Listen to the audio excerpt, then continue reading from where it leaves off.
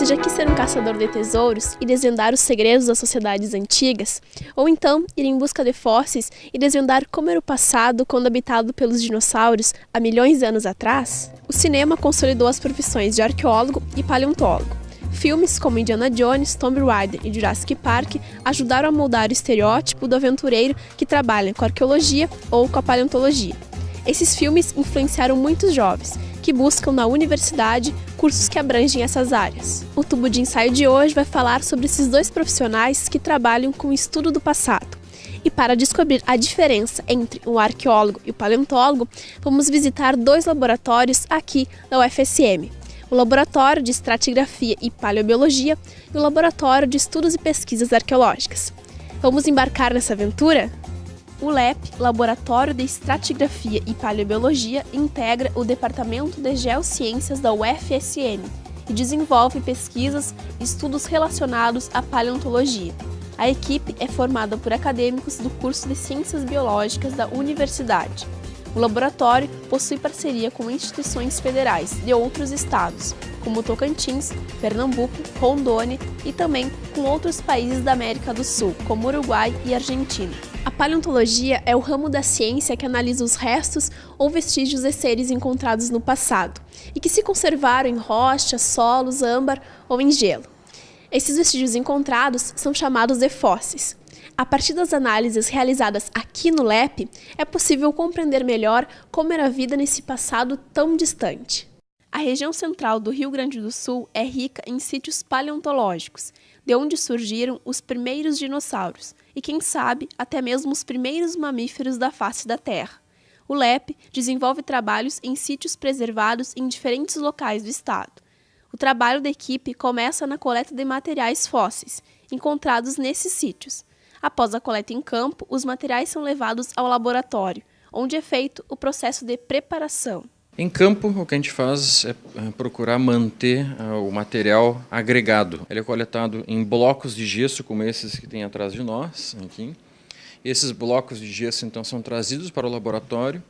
Aqui, então, no laboratório, com a calma, né, necessária e com o material necessário, esses blocos são abertos e aí se inicia o processo de preparação. O processo de preparação é a retirada, então, do sedimento que está incrustado, né, nesse material, para que ele possa então seguir para o passo seguinte, que é a análise, a descrição anatômica desses fósseis, sejam animais ou vegetais.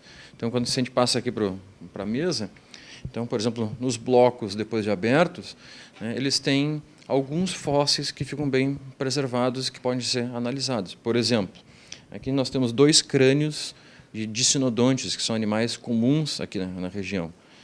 Dicinodontes eram animais que tinham então dois dentes caninos, que é o que você pode, né, observar nos dois fósseis. Eram animais, apesar desses dentes caninos, eram animais herbívoros, grandes herbívoros que habitaram então o período Triássico Médio, há cerca de 235 milhões de anos atrás. O processo de preparação consiste basicamente na limpeza dos fósseis para estudo. Um dos métodos também utilizados na preparação é a construção de réplicas. Os fósseis são replicados para produzir material para exposições e trabalhos de comparação. Além disso, peças raras ou únicas são replicadas para serem trocadas entre as universidades que também desejam estudar o material. O processo é simples. O material original ele é separado, é feito uma proteção, né, com massa de modelar, que é preenchida então depois com borracha de silicone. O que vocês estão vendo aqui é exatamente o inverso. Então aqui a gente tem já a borracha de silicone colocada, depois ela é retirada e a gente tem o inverso, é feito de novo, né, o mesmo processo de colocar a massa de modelar, preencher com borracha de silicone e a gente vai ter um vazio aqui é o fóssil. Depois esse vazio vai ser ocupado com resina. Isso aqui é exatamente um processo desse, onde a gente tinha a borracha de silicone, a resina de poliéster, ela preenche aqui e tem o registro completo, por exemplo, da cauda, né, desse animal. Essa réplica ela pode ser feita com resina transparente, como a gente tem aqui, ou resina colorida. Aqui no caso a gente tem É um outro fóssil, isso aqui é uma garra de uma preguiça gigante. Então a gente utilizou aqui um gel branco, né, de resina, que fica mais fácil depois para poder pintar esse material.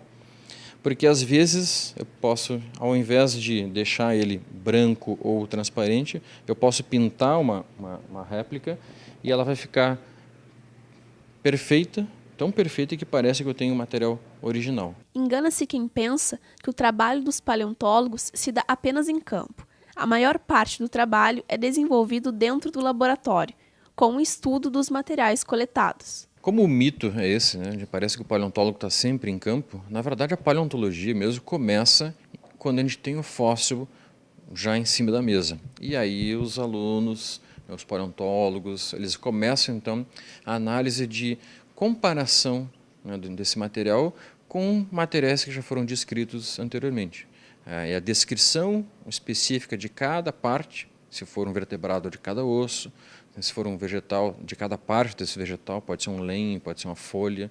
Então, as características de cada uma dessa parte preservada, para poder então identificar de que organismo é esse e qual a sua filogenia, ou seja, qual o seu grau de parentesco com outros organismos já existentes. Agora nós já sabemos que os paleontólogos trabalham com o estudo de fósseis, animais e vegetais.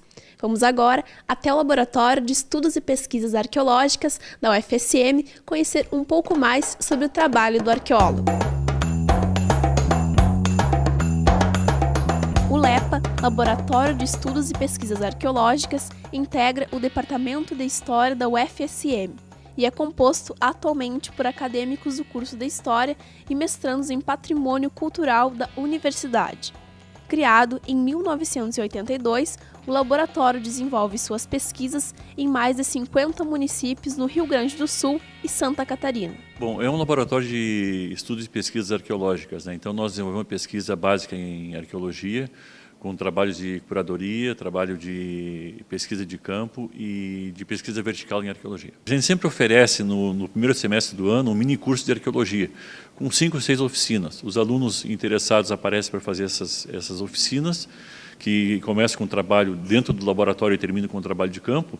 E após, então, eles decidem se querem permanecer, se querem trabalhar com alguma coleção, se querem trabalhar com vidro, com louça, com ossos, com material lítico lascado, com cerâmica indígena. Aí eles, metais, por exemplo, né? Aí eles definem a sua área de atuação e permanecem no LEPA, pleiteando uma bolsa, pleiteando enfim, um currículo mais vertical em termos de pesquisa. A arqueologia é o estudo das sociedades por meio dos seus vestígios materiais. Os arqueólogos remontam o passado a partir dos achados e suas descobertas podem modificar os rumos da história. Estou aqui com os acadêmicos da história que participam do LEPA. Daniel, explica pra gente qual a tua linhagem de pesquisa. A minha linhagem de pesquisa são os metais da Estância do 28. Eu comecei a me interessar pelos metais porque são artefatos que foram deixados não só pelas elites, são documentos que contam melhor a história de todas as classes sociais. Luana, e qual a área que tu mais te interessou aqui no LEPA? Uma área que eu mais me interessei foi os ossos. Eu sempre gostei e, bom, a gente com os ossos a gente pode estudar a alimentação da região. Por exemplo, eu estou estudando os ossos da Estância do 28 e ali a gente vai poder estudar toda a alimentação daquela família e também da região, né? E estudar alguns animais que podem ser encontrados ali. Por exemplo, a gente achou um tatu com uma marca de um traumatismo craniano, então a gente pode estudar isso também, sabe? E vários aspectos dos ossos e tal. E Marjorie, qual é a tua linhagem de pesquisa? O que tu mais te interessou?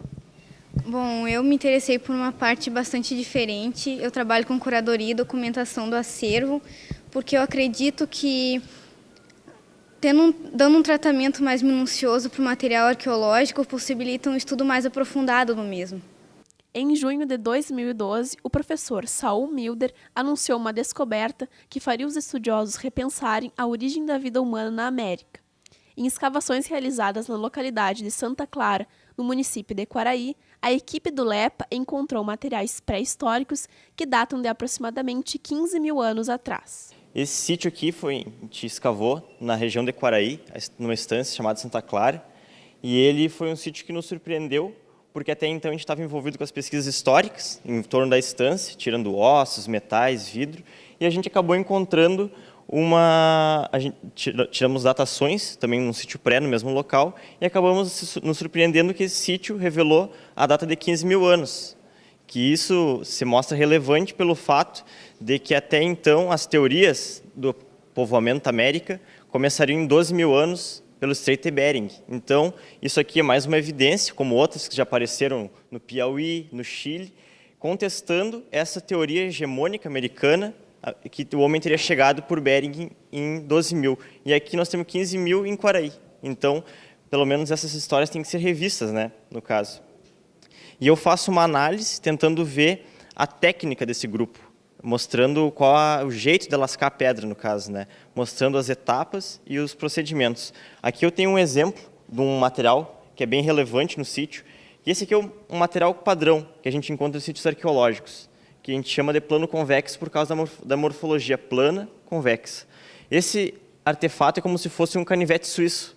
Cada parte dele se presta a raspagem, corte, e a gente faz a análise, a gente consegue fazer essa análise e ainda descrever qual a ordenação das lascas e qual a etapa de produção desse artefato. O estudante ainda explica como os arqueólogos identificam de qual período datam as ferramentas encontradas. Quando a gente encontrou esse sítio em grande profundidade e não perturbado, a gente retirou datações dele, que são datações chamadas de luminescência. São retiradas porções de terra através de um cano e essas porções de terra vão para um laboratório para ver a última vez que esse sedimento foi exposto à luz. E a gente tirou uma sequência de 4 datas que revelaram a mais antiga 15 mil anos. Os materiais encontrados ajudam a remontar a história das sociedades. Materiais que nós trouxemos para o laboratório da estância foram louças, metais. Os metais encontram-se em processo de análise. Alguns materiais construtivos também estão em processo de análise aqui, telhas, tijolos, e já foram analisados o material do tipo louça, né, que está sendo objeto de pesquisa da minha dissertação no mestrado. Através dos metais, por exemplo, podemos perceber atividades domésticas dos proprietários da estância, atividades produtivas. No caso dessa estância, encontram-se mais materiais relacionados a atividades domésticas e agricultura e não a materiais relacionados à atividade pecuária, por exemplo, que é uma das atividades que mais caracterizam as propriedades estancieiras no estado, né? Um dos processos mais importantes para a preservação e organização do acervo é a catalogação. O primeiro passo desse processo é a higienização da peça, que é feita com pincel seco, retirando a sujeira dos materiais. Depois, os arqueólogos passam uma camada de verniz ou base incolor, que impermeabiliza o material e facilita a marcação. A marcação é a etapa da catalogação que confere a cada peça uma numeração específica. Após essa etapa, é feita a catalogação física do material, com a pesagem na balança de precisão digital e com a medição das proporções da peça, como profundidade, altura, comprimento e diâmetro. Depois, a peça é fotografada e é feito o registro digital, com o armazenamento de todos os dados coletados dos materiais. A última etapa é a preservação dos materiais num local chamado reserva técnica, onde as peças são acomodadas em caixas. Essa etapa toda de classificação, né, de acondicionamento, é uma organização para que quando os pesquisadores deixam o material aqui, eles vêm pesquisar posteriormente, ou retornam, ou outros venham buscar aquele material, seja fácil de indexar, ou seja fácil de encontrar, né? Rapidamente a pessoa encontra o objeto e as informações sobre ele para que possam utilizar nas suas pesquisas. No programa de hoje, aprendemos que o trabalho do arqueólogo e do paleontólogo não é feito só em campo. Eles também passam horas debruçados em livros e analisam os materiais coletados dentro do laboratório, para que possamos conhecer um pouco mais do passado do planeta e dos nossos ancestrais. O Tubo de Ensaio de hoje fica por aqui. Até a próxima!